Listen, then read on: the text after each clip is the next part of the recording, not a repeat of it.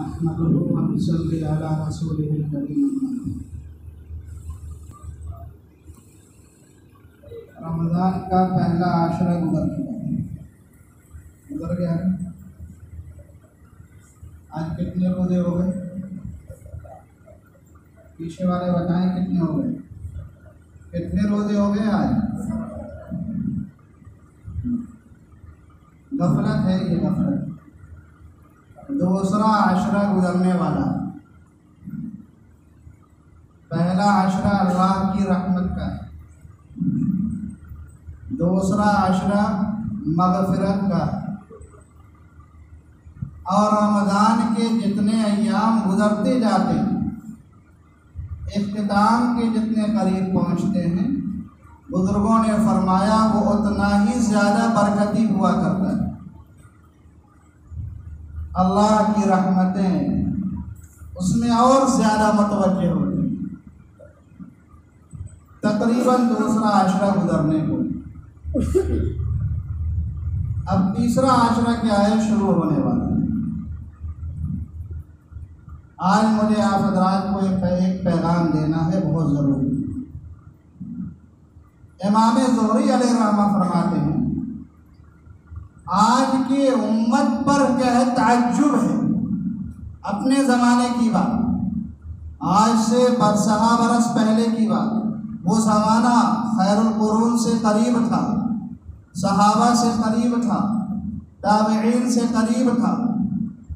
اس زمانے کی بات بتلا رہے ہیں کہ آج امت کے حال پر تعجب ہے کہ امت ایک سنت کو چھوڑتی جا رہی ہے۔ وہ کیا سنت ہے؟ فرمایا جو لاڈلے پیغمبر تاجدار مدینہ احمد مجتبیٰ محمد مصطفیٰ جناب محمد رسول اللہ صلی اللہ علیہ وسلم کی مستقل سنت ہے۔ آپ نے اپنی زندگی میں جس پر بہت زیادہ کیا ہے اہتمام سے عمل کیا۔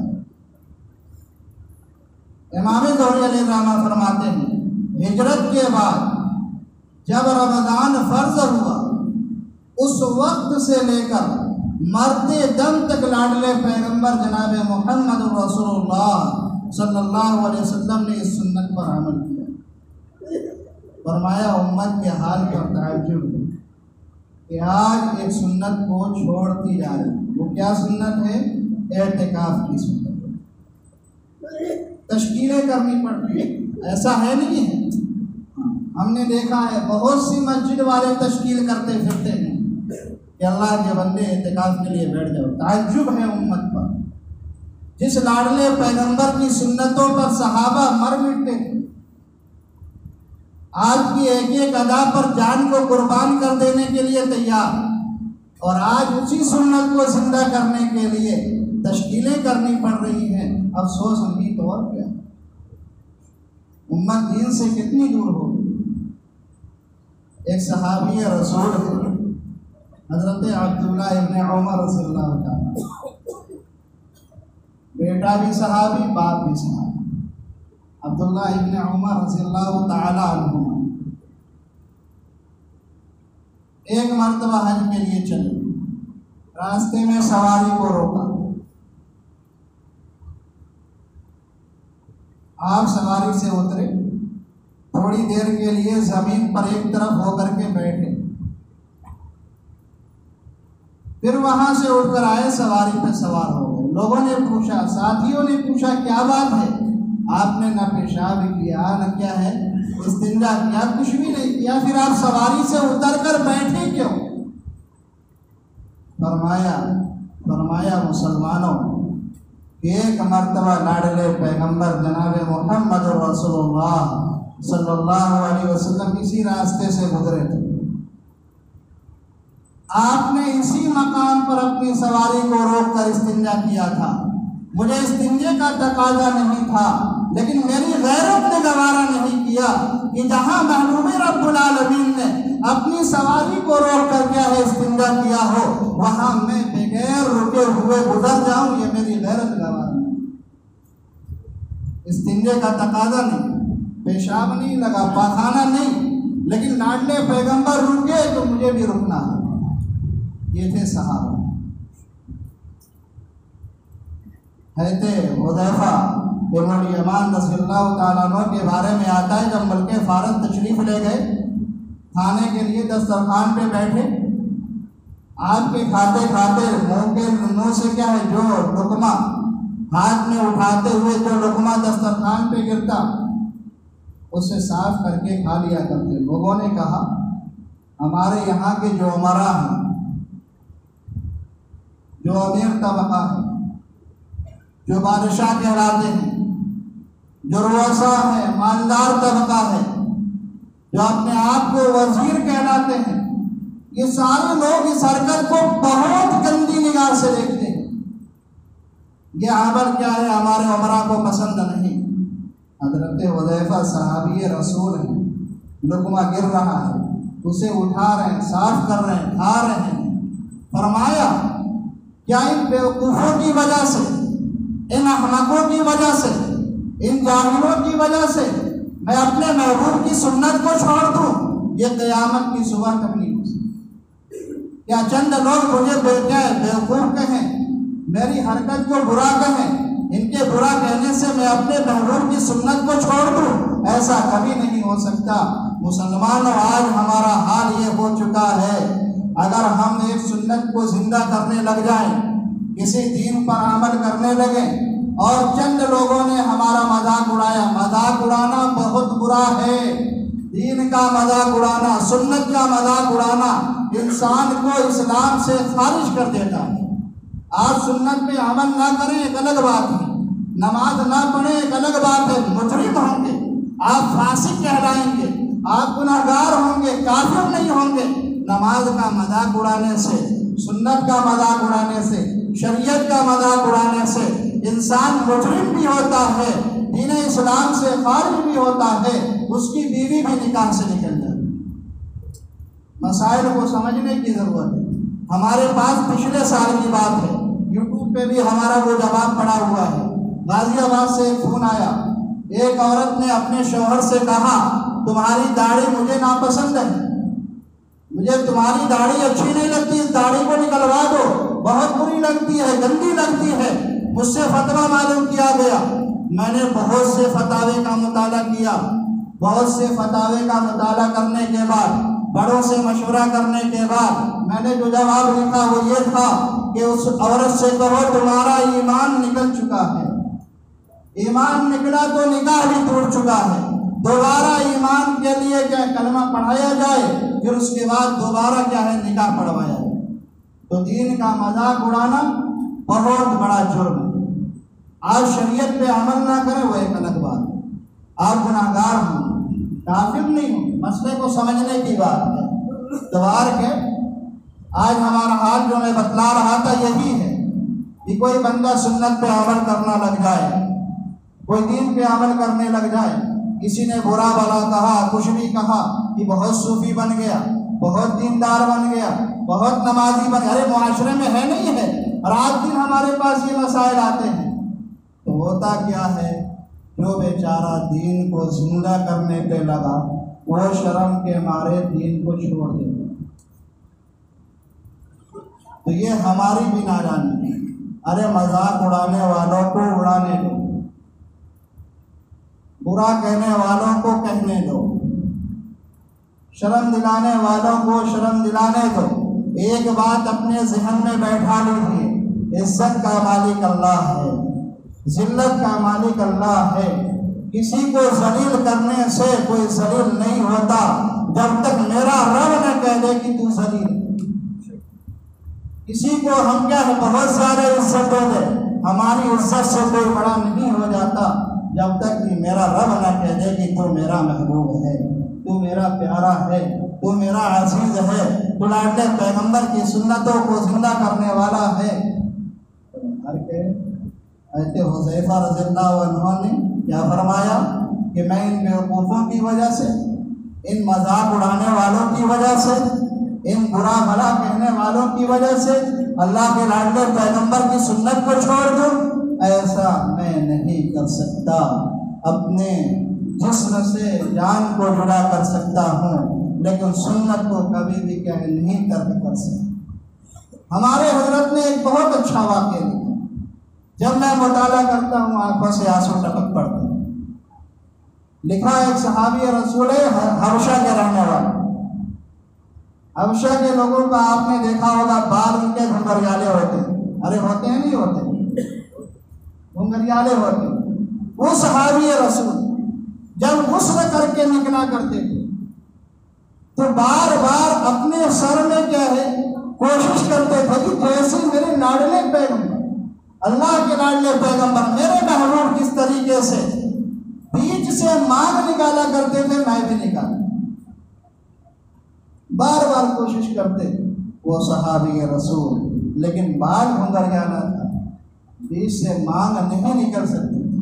कोशिश करते करते जब मांग नहीं निकली, उदास हो गए, गम में बैठे। एक दिन देखा कि आग जल रही है तंदूर, एक सलाख ली सरिये की तरफ, उसे गर्म किया और गर्म करने के बाद मुसलमानों लिखा है कि उस सहाबी रसूल ने जब वो बिल्कुल गर्म हो गई, बीच के अंदर क्या है अपने सर के बीच में जहां लाडले पैगंबर जनाब मोहम्मद रसूलुल्लाह सल्लल्लाहु अलैहि वसल्लम मांग निकाला करते थे, वहां पे उस दहकते हुए सलाख को लगाया है। लिखा है किताबों में बाल भी जले, बाल के साथ खाल भी जल गई। लोगों ने पूछा कि क्या आपने इतनी तकलीफें क्यों उठाई? फरमाया तकलीफें क्या हो ये मुझे तो कुछ पता नहीं, लेकिन अब जब मैं अपने सर को देखता हूँ तो मेरा सर मेरे लाडले पैगंबर के सर की तरह दिखता है, तो मुझे खुशी है। जरा हम गौर करें, जिस बंदे का सर लाडले पैगंबर की तरह नहीं, वो परेशान है, हैरान है।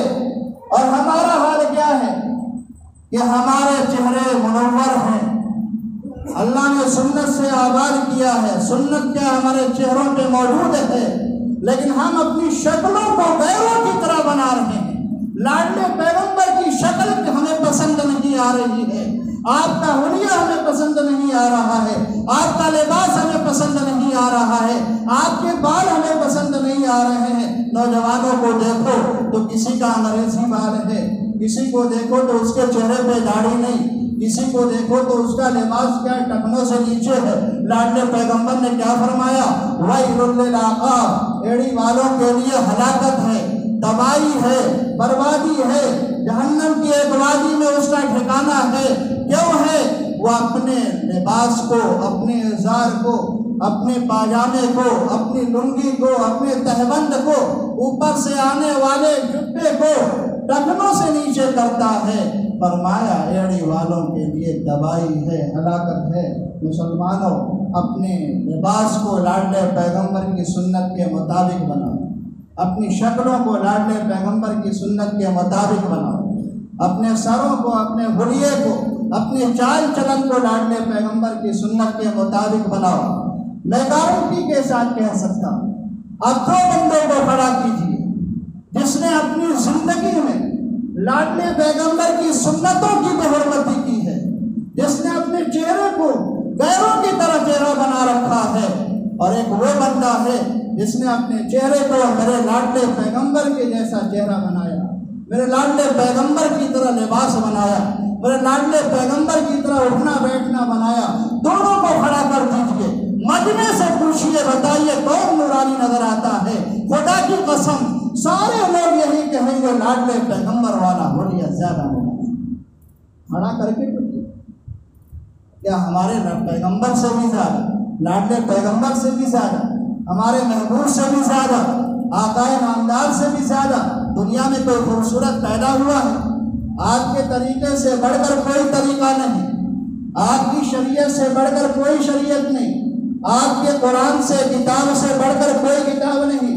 मुसलमानों, लाडले पैगंबर की सुन्नत की भी अजमत पैदा करो, आपके क्या है हुलिये की भी अजमत पैदा करो, आपकी चाल चलन की अजमत पैदा करो, आपके लाए हुए दीन और शरीयत की भी अजमत पैदा करो। تب جا کے ہمارے اندر دین کامل کا کامل داخل ہوگا۔ لاڈلے پیغمبر نے کیا فرمایا؟ من احب سنتی فقد احبنی، جس نے میری سنت کو زندہ کیا، جس نے میری سنت سے محبت کی، وہ مجھ سے محبت کرتا ہے۔ مجمع سے پوچھو لاڈلے پیغمبر سے محبت ہے نہیں ہے؟ ہے، محبت ہے۔ ارے سب کہیں گے نہیں کہیں گے، ساری دنیا کہتی ہے محبت ہے۔ ارے جس سے محبت ہوتی ہے اس کے گلی کے کتوں کو بھی لوگ چاٹا کرتے ہیں، دیکھا نہیں آپ نے؟ اور ہم دعویٰ کرتے ہیں زبان سے، اور ہمارے اعمال کو دیکھو تو غیروں کے اعمال، کون کہہ سکتا ہے کہ لاڈلے پیغمبر کی محبت ہمارے دل میں ہے؟ سب سے بڑی علامت یہ ہے محبت کی۔ حضرت شاہ ولی اللہ محمد دہلوی علیہ الرحمٰن نے لکھا ہے، محبت کی بڑی علامت یہ ہے، ایک بندہ اپنی بستر پہ لیٹا ہوا بیوی کے پاس موجود ہے، سخت سردی کا موسم ہے، کڑاکی کی سردی ہے، لحاف میں ڈھکا ہوا ہے، ادھر اللہ کا بندہ اذان دے رہا ہے۔ اب اللہ کا بندہ اپنی قربانی کو قربان کر کے اذان پر لبیک کہہ کر مسجد میں حاضر ہوتا ہے تو سمجھا جائے گا اللہ کی محبت ہے، لاڈلے پیغمبر کی محبت ہے۔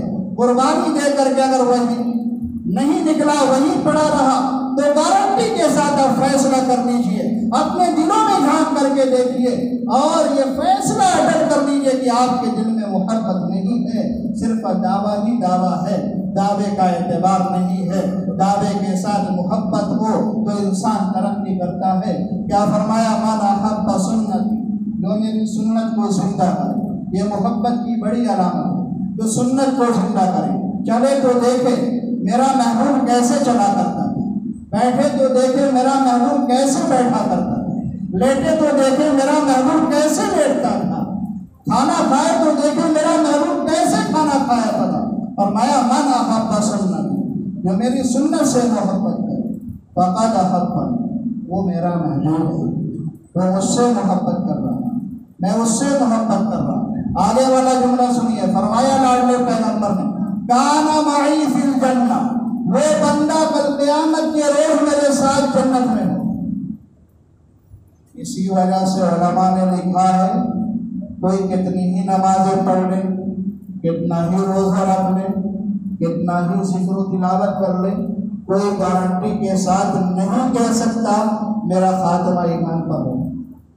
ہے کوئی گارنٹی دینے والا؟ ہے کوئی گارنٹی دینے والا؟ کوئی گارنٹی نہیں دے سکتا۔ بہت سی روایتوں میں آتا ہے، ایک بندہ ہے اپنی زندگی کو شریعت کے مطابق دیکھنے میں لگتا ہے کہ گزار رہا ہے، نمازیں پڑھ رہا ہے، روزے رکھ رہا ہے، تسبیحات پڑھ رہا ہے، اور اس کا خاتمہ کفر پہ ہو جاتا ہے۔ اللہ کو اس کا کوئی ایک عمل ناپسند آ جاتا ہے جس کی وجہ سے اس کی زندگی اچانک پلٹ جائے، اس لیے ہمیشہ اس کے خاتمہ کی دعا کیا کرو۔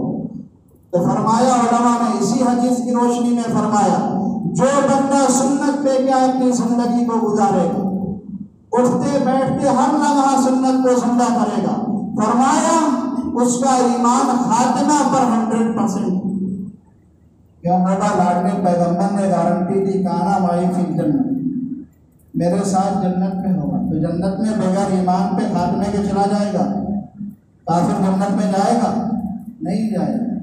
تو بزرگوں نے لکھا، حدیث سے معلوم ہوتا ہے جو سنت پہ زندہ کرے گا، جو سنت پہ عمل کرے گا، سنتوں کو زندہ کرے گا، اس کا خاتمہ ایمان پر ہوگا۔ تو ہر کے بات لمبی ہوتی چلی جا رہی ہے، میں تو یہ عرض کر رہا تھا، آخری عشرہ آنے والا ہے، اس کو ہمیں آباد کرنا ہے۔ رمضان کے ایام جتنے ختم ہونے کے قریب ہوتے ہیں اتنے برکتی ہوتے ہیں۔ اللہ کے لاڈلے پیغمبر کی مستقل سنت ہے، تو مسلمانوں اپنے دلوں کے اندر رغبتیں پیدا کرو، جذبہ پیدا کرو کہ مسجدوں کو آباد کرنے کے لیے تشکیلیں نہ کرنا پڑے، ہمارے اندر ایمان ایسا ہو، ہماری غیرت ایسی ہو کہ ہم خود بھی مسجدوں کو آباد کرنے کے لیے جائیں، اپنی اولادوں کو بھی لے کر کے جائیں، اپنے رشتہ داروں کو بھی لے کر کے جائیں، اپنے عزیز و اقارب کو بھی لے کر کے جائیں۔ یہ مسجدوں سے دوری کا نتیجہ ہے کہ آج اللہ نے مکمل طریقے سے ہمیں مسجدوں سے دور کر دیا، مکمل طریقے سے آج کیا امت مسجدوں سے دور ہو گئی۔ اس لیے بہت ڈرنے کی ضرورت ہے، بہت ڈرنے کی ضرورت ہے، کہیں ایسا نہ ہو کہ ہمارا خاتمہ بھی ہو جائے، ہم مر بھی جائیں اور مسجد میں قدم رکھنا بھی نصیب نہ ہو۔ تو مسلمانوں آخری اشرا آنے والا ہے، ابھی تو خیر انسان لاک ڈاؤن ہے، لاک ڈاؤن کے قوانین جیسے بھی ہیں آپ اس کو مد نظر رکھتے ہوئے اپنی زندگی کو گزاریے، لیکن آئندہ ہم تو دعا کرتے اللہ آپ کو بار بار رمضان نصیب فرمائے، بار بار رمضان کی برکتیں عطا فرمائے، اللہ آپ کی عمروں میں اتنی برکتیں دیں کہ آپ عبادت کرتے ہوئے رب العالمین کی رضا حاصل کر لو۔ جب بھی آئندہ آپ کو رمضان ملے دل کے اندر ایک جذبہ ہو، ایک رغبت ہو کہ ہم انشاءاللہ رمضان کے آخری عشرے کو مسجد میں گزاریں گے، اعتکاف کی حالت میں گزاریں گے۔ اعتکاف کیا چیز ہے؟ وہ چیز ہے کہ ایک بندہ کسی سخی کے دروازے پہ جا کے بیٹھ جائے اور یہ کہنے لگے جب تک تو مجھے نہیں دے گا، جب تک تو میری کیا ہے مقصد کو پورا نہیں کرے گا، تب تک میں ہلنے والا نہیں ہوں، میں ہٹنے والا نہیں ہوں۔ تو بندہ جب مسجد میں آتا ہے، اعتکاف کی نیت سے آتا ہے، اللہ کی رضا کو حاصل کرنے کے لیے آتا ہے، تو اس کا مطلب یہی ہوتا ہے کہ رب العالمین میں گنہگار ہوں، تیری چوکھٹ پہ آ کر بیٹھ گیا، پیارے اللہ میں بہت بڑا مجرم ہوں، تیری چوکھٹ پہ آ کے بیٹھ گیا، پیارے اللہ میری بہت سی ضرورتیں ہیں، تیری چوکھٹ پہ آ کے پڑ گیا، اب میں یہاں سے ہٹنے والا نہیں ہوں جب تک تو مجھے مغفرت کا پروانہ نہ عطا کر دے، میں یہاں سے ہٹنے والا نہیں ہوں جب تک تو مجھے رضا نصیب نہ کر دے۔ علماء نے لکھا ہے بندہ اس نیت کے ساتھ مسجد میں اعتکاف کرتا ہے، وہ اعتکاف سے نکلتا ہے، اللہ اعلان کرتے ہیں کہ بندے میں تیرے لیے مغفرت بھی عطا کرتا ہوں، اپنی رضا بھی نصیب کرتا ہوں۔ مسلمانوں ایک ساتھ آپ کیا ہے رمضان کے آخری عشرے میں اعتکاف کر کے دیکھو، خدا کی قسم آپ مسجد میں جب اعتکاف کرو گے اپنی آنکھوں سے اللہ کی رحمتوں کو اترتے ہوئے دیکھو، کر کے دیکھو، آپ کو اعمال میں اتنا جی لگے گا، اتنا جی لگے گا آپ تصور نہیں کر سکتے، اور دل یہ چاہے گا کاش میں پورے رمضان کا اعتکاف کیا۔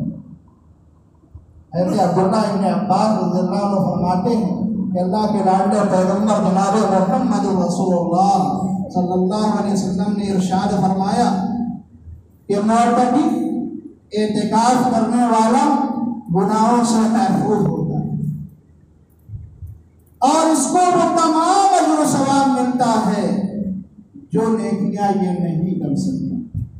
ظاہر سی بات ہے بہت سے اعمال ایسے بھی ہیں جو مسجد سے باہر کے ہیں، کوئی مریض ہو گیا، بیمار پڑ گیا، بیمار کی عیادت سنت ہے نہیں ہے، بڑی فضیلت ہے، لیکن معتکف عیادت نہیں کر سکتا، فرمایا عیادت نہ کرے، عیادت کرنے کے بغیر اس کو عیادت کرنے کا ثواب ملے۔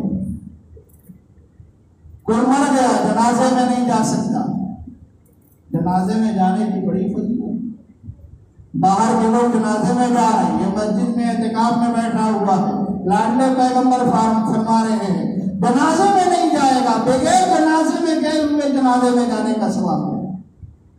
جو نیکیاں نہیں کر سکتا بغیر کیے ہوئے ان نیکیوں کا ثواب ملے گا۔ اما عائشہ رضی اللہ عنہا فرماتی ہیں کہ اللہ کے لاڈلے پیغمبر جناب محمد رسول اللہ صلی اللہ علیہ وسلم اپنی زندگی ہمیشہ اعتکاف کرتے تھے، یہاں تک کہ اللہ رب العزت نے اپنے محبوب کو وفات دی، اور پھر آپ کی وفات کے بعد آپ کی تمام ازواج مطہرات اعتکاف کیا کرتی تھی، یہ بخاری اور مسلم کی روایت۔ تو مسلمانوں یہ آپ علیہ السلام کی مستقل سنت ہے اور اس کی بڑی فضیلت ہے۔ مختصر فضیلت ایک حدیث میں سن لیجیے، حضرت عبداللہ ابن عباس رضی اللہ عنہ فرماتے ہیں کہ جو بندہ ایک دن کا اعتکاف کرتا ہے اللہ اس کے درمیان، یہ بندہ ہے اس کے درمیان اور جہنم کے درمیان 3 خندقیں حائل فرما دیتے۔ 3 خندق کتنے اعتکاف کے بدلے میں؟ ایک دن۔ کتنے؟ ایک دن کے اعتکاف۔ کتنی خندقیں حائل؟ 3۔